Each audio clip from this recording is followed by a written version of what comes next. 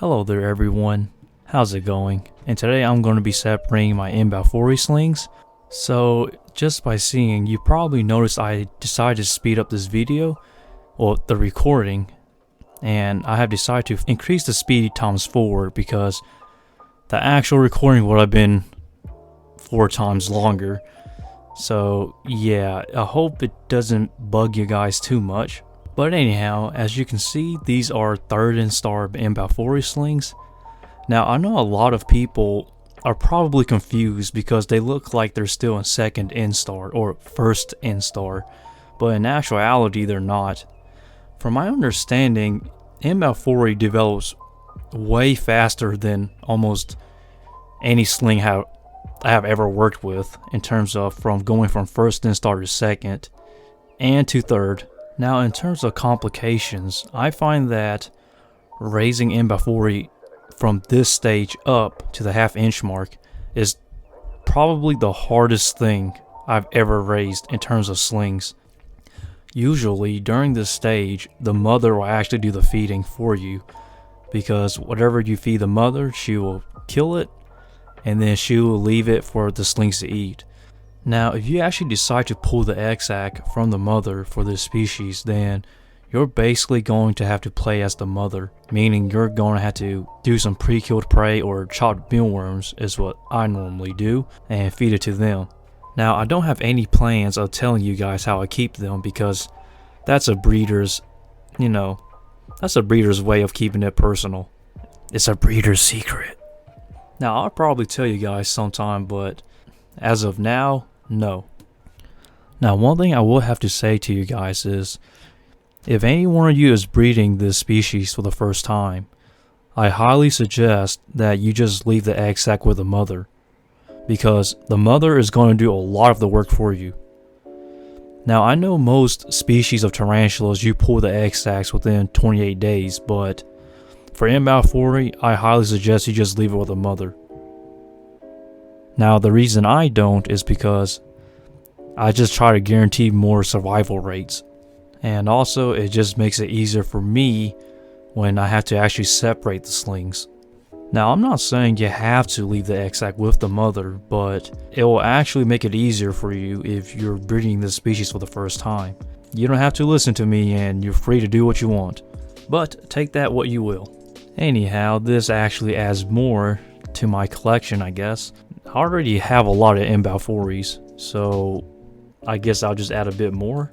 Now, I personally have around 30 something, I think 34 in my collection at the moment, or is it 36?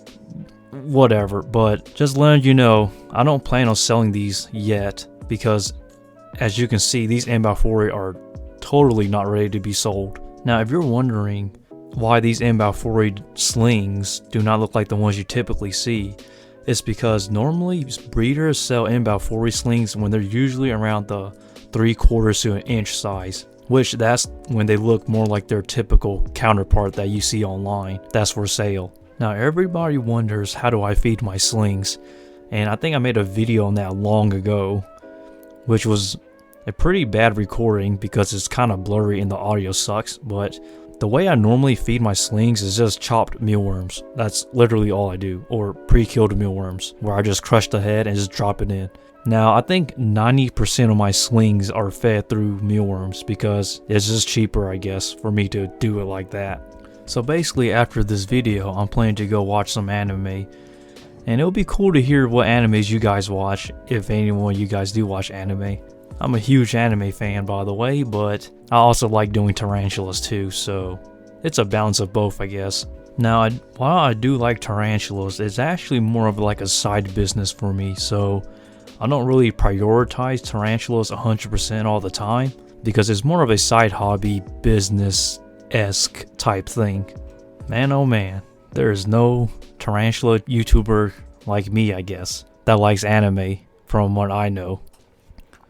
Now, back to the subject on balfouris. It's a little bit hectic to actually rehouse these slings, but yeah, I know that some of you people are going to ask, why am I using a spoon? And it's because balfouri slings at this size is actually pretty bad at climbing, so using a spoon for me is quite essential because it just makes it easier. Now normally I would use tongs, but in this case I'd rather just use a spoon. And I don't really use spoons often either, it's only for this species in particular. I generally try to make really good videos for you guys because I don't want to upload some boring video that I don't like.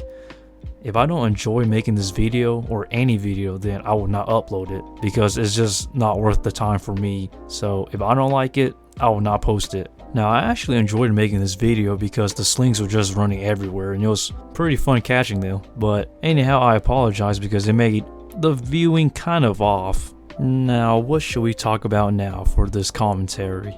I don't know. I got an idea.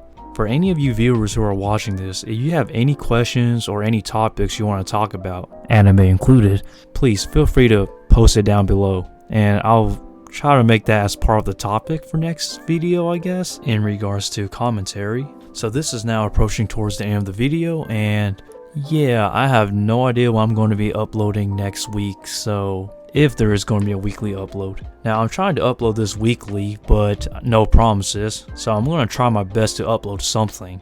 Now if you're wondering what is the final count of all the slings, the final total count was around 63 slings, I believe. Now for this species, that's actually a decent sized sack, so I'm fairly happy with it. But anyhow, this is the end of the video. If you did, thumbs it up and comment something down below.